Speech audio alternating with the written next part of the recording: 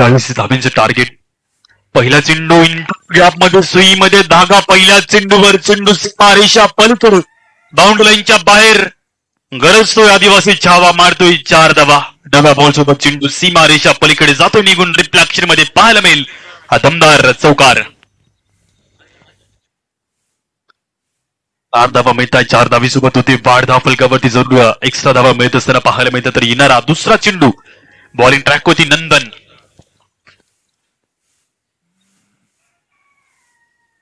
नंदन मुक्त का चंदन घिसले मेरे नंदन. चेंडू सीमारेषा पलीकडे अजून एकदा कॉपी बुक स्टाईल मध्ये चेंडू सुसाट डीप कव्हरला आग लावतोय. मिळताय 4.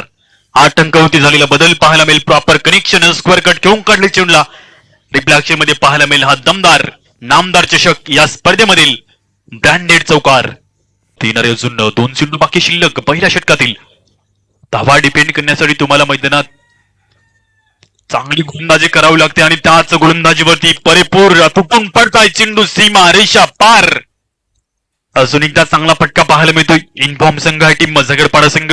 पहिला पण खेळणी प्रीमियर लीग या स्पर्धेमध्ये जबरदस्त प्लातून खेळ केला होता. याही स्पर्धेमध्ये पाहतो आपण आपली मनसुबा दाखवत असताना चेंडू सीमारेषा पलीकडे जातोय. 13 धावा धावफलकावरती जाऊन जोडलेला पाहायला मिळत आहे. 13 धावीसोबत वाढ जरूर धावफलकावरती होती. हंसराजी घांगळे पोलीस पाटील साहेब नक्कीच त्यांना समर्थक करताय. मैदानाच्या ते प्रोत्साहन देत आहे. अजून एकदा चांगला फटका पाणी खेळ सुरू आहे. मैदानात चेंडू सीमारेषा पलीकडे मैदानात लागण्याचा जोळा आणि मैदानाच्या बाहेर पटकून दिलाय. लाल गुलाबीचा गोळा. मैदानी 4 धावा. 4 अंकासोबत वाढ.